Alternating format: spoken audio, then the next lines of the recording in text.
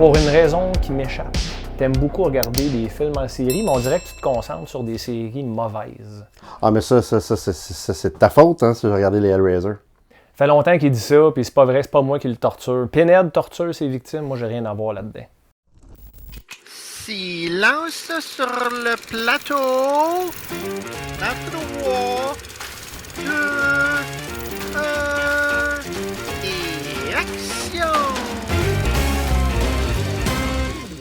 OK, Hellraiser Revelation, c'est le 9e film de la série.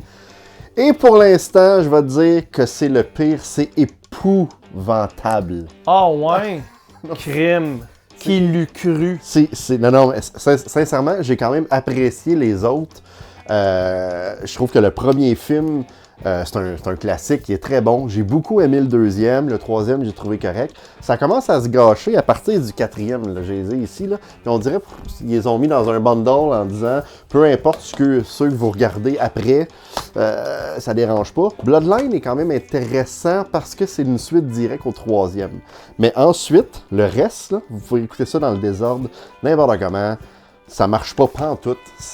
Vous pouvez ou vous pouvez ne pas écouter ça aussi. Oui, mais c'est meilleur que les Howling. Si vous avez une série à choisir entre Howling et Hellraiser, allez-y pour Hellraiser. Mais là, je vais me concentrer sur Revelation. C'est un direct to DVD hyper cheap. Puis en fait, j'étais comme, ça a bien l'air cheap. J'ai été lire sur le film. Savais-tu, Stéphane, que ce film-là a été fait pour la simple et bonne raison que s'il sortait pas un nouveau film d'Hellraiser, Dimension, hein, elle allait perdre les droits. Fait qu'ils ont écrit le scénario sur un coin de table et ça paraît en tabarouette. Ouais. Ils ont trouvé Pinhead, l'acteur, sur un coin de table aussi. Non, mais en fait, ils ont reaché out là, à Doug Bradley. Doug Bradley a lu le scénario et fait, vous voulez tourner ça dans 2 semaines, il n'y en a pas question. Puis là, ils devaient tourner le film, sinon ils perdaient les droits. Fait qu'ils ont été chercher un autre acteur, un autre Pinhead, qui est vraiment laid. On le voit sur la pochette en plus. Il fait de la rétention d'eau. Le gars, il mange trop de Tostitos. Clairement, il boit pas d'eau. Il a beaucoup de rétention de sel dans le visage. Pas le goût de faire du body shaming, mais je vais en faire en tabarnak pareil. Hey, au secours! Non, au secours. L'histoire aussi, c'est comme ces 2 amis qui décident de partir en cavale pour aller faire le party.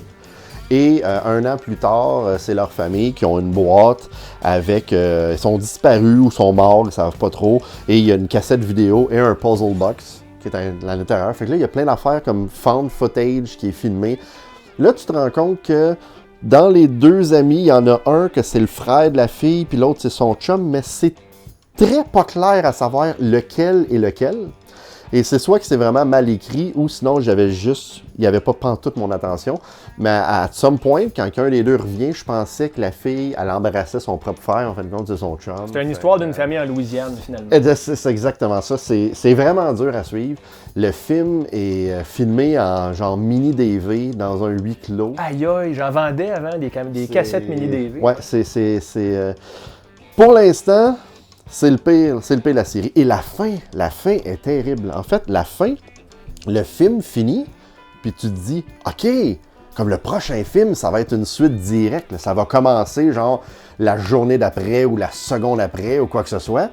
Fait que j'ai hâte de découvrir ça, parce que le prochain que je vais regarder, hein, Hellraiser Judgment, ouais. Que j'ai entendu parler qui était quand même bien. D'après moi, ils se sentaient coupables d'avoir produit cette merde. Là. Fait qu'ils se sont mis là-dessus. Fait que je vais regarder ça. Ça a l'air d'une suite directe. Mais comme je te dis, pour l'instant, si tu me donnes le choix entre les Hellraiser et les Howling, j'y vais avec les Hellraiser. Ça veut dire... Oh, malgré ça? Malgré ça. Ben celui-là, malgré qu'il est mauvais, est quand même mieux que plusieurs mauvais Howling. Aïe, ça doit vraiment être infect. Tantôt, Christophe parlait de Howling 5. Puis il a dit, on parlera pas de ça, tout le monde s'en calisse. Il a jamais eu plus raison. C'est ça.